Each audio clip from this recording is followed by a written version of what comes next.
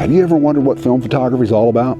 Or maybe you're just curious and you want to compare notes and share experiences. Well, don't click on that next video. Stick around and I'm going to show you how I shoot film for landscape photography.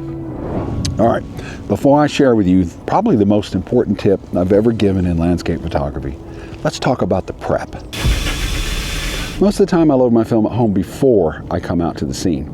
But this morning I didn't do that, and I didn't because I was looking at the weather last night and I knew it was going to be foggy morning this morning, and I thought I might want to shoot black and white, but I wasn't sure. So I waited till I got to the scene and then I made the decision.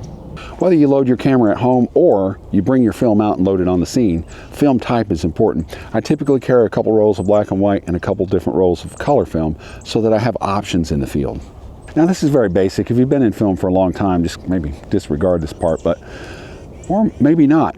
But one thing, and I do forget this sometimes, is I need to make sure that I set the ASA or the ISO scale on my camera, because if you forget that and you're off, you could be a couple stops off depending on the film that you last shot. And that could throw your exposure way out of whack.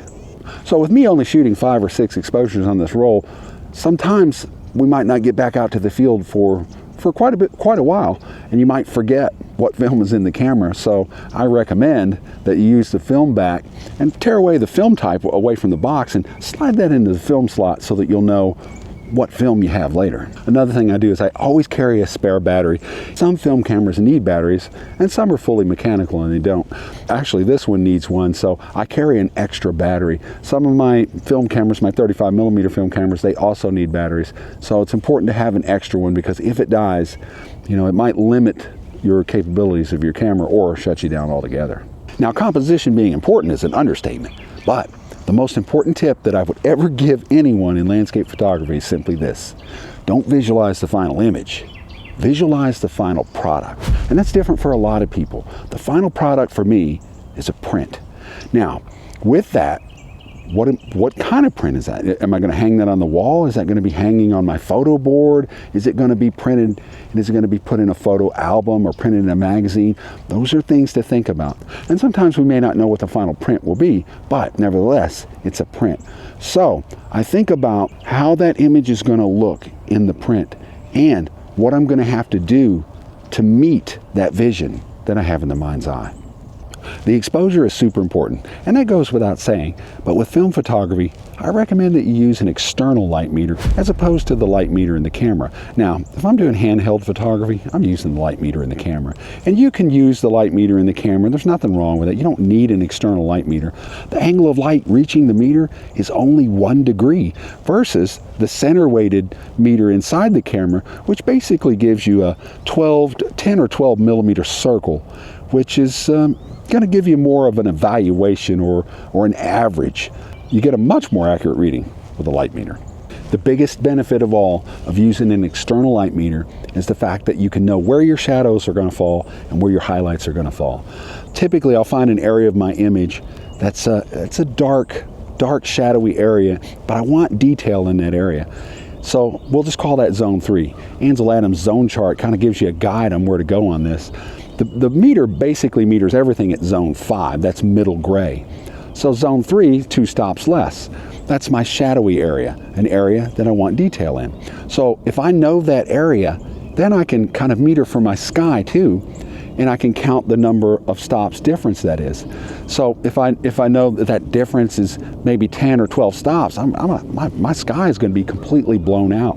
But I'm going to know that. So I'll know that before I press that shutter release, and before I get my film back, I'll have an idea of where that image is going to be. So I can make decisions in the field on where I want my sky to be at, what's most important in my image, and expose for that. And I think that's the number one reason I use a light meter.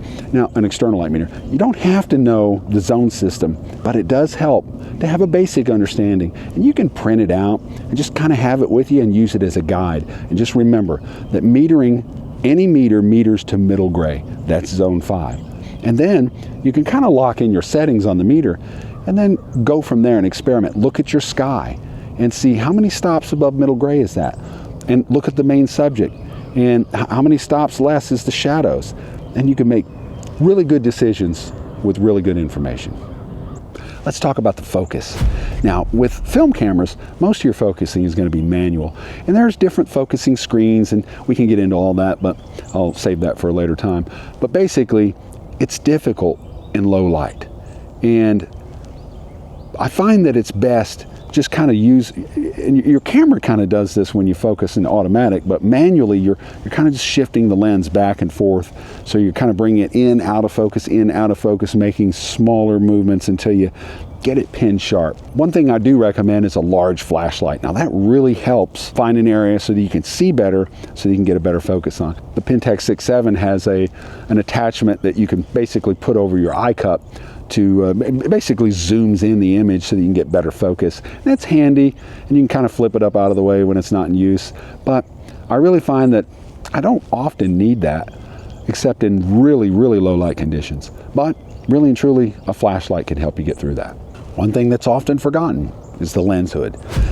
Most people, they'll take their lens hood, or I shouldn't say most people, but a lot of people, they'll take their lens hood and turn it around backwards, or I don't know, use it as a paperweight or a desk ornament or something, but they don't use it for what it was really intended for. I like to say there's two purposes for a lens hood. One is it protects your lens, and that's why we want to have it on the lens all the time. And the other one is it shields the lens from solar flares or stray light. So the bottom line is use your lens hood. I highly recommend that. I made a video on why you should use your lens hood and how to use your lens hood, and I'll leave a link to that in the end in the video description. The camera strap is something else to think about. Now, I know this is probably not talked about a lot, but we can drop these cameras and they can be damaged. And a camera strap really helps to minimize that when you're handheld shooting. So I always recommend having a camera strap, but more often than not, I'm using a tripod, so I don't really use my camera strap. But anyway, just something to think about. The L bracket is essential for landscape photography. It's just one of those things that you can't do without. It allows me to take off my camera from the tripod, take it from landscape orientation, put it in portrait orientation, put it right back. And I don't have to fuss with the tripod. Ever since I've started using L brackets, it's just one of those things I can't do without. L brackets are just super handy. Some of them will even allow you to attach a neck strap or a shoulder strap directly to the L bracket, or you can put lights or even handles or other things on these L brackets too. Let's talk about the tripod. Now, I'm not opposed to handheld photography. In fact, I do some handheld photography also, but I'm primarily a low light shooter, sunrise, sunset, and a tripod allows me to get my camera stable and capture the best quality image, and there's just no other way to do it. That brings me to the cable release. Now, with film photography, especially with this Pentax 6.7, this thing has a massive mirror and a huge shutter. So even though it's on a tripod, there's still movement in this camera. So, and using a cable release actually allows me I can flip up the mirror so I get the mirror out of the way, and then all I'm really doing is releasing the shutter with my cable release. So again, it allows me to have the best quality image that I can possibly get, especially in these low light situations. The metadata. That's another thing that I want to mention. Truth is, with film photography, you have to do a lot of analysis and self-reflecting and thinking about my photography and what I've done today. And one thing that I like and I recommend is some means of recording the images that you captured, maybe the time that you captured it, but certainly what exposure, what was your shutter speed, where was your aperture at. Later on, when I get these images back, which could be a few days or maybe even a few weeks, and I'm halfway into this roll, so maybe it's a month from now, and then I won't remember all that data. So then when I get those images back and I'm going through them and I'm analyzing them, I want to be able to put that with the metadata so that I can improve next time. And I think that is super important. And one thing I would recommend is using an app. I used to use an app and it got discontinued when I upgraded my phone. But anyway, I think the apps are pretty good. But one thing I've found when I'm in the field and I'm at a sunrise or a sunset and light is moving quickly and I don't have a lot of time. So note taking, there's a lot of things that you can do. But one thing I think works really well for me is basically a dictaphone. A small handheld recorder that I can just quickly turn on. It powers up very quickly and I can make a note, and I can just basically cover my bases on what slide it is, what the exposure settings are, even what my thinking was, and I can get all that out really quickly. So, I don't have to fumble around with a pen or pencil, and even with gloves on, you know, I can just hit that record button. Really, really handy tool. Nice. Don't forget to watch my video on why, how, and when to use a lens hood. Also, I made another video on L brackets, and I'll leave links to these in the video description, but I think you're going to enjoy both of them. Anyway, I hope to see you on the trail.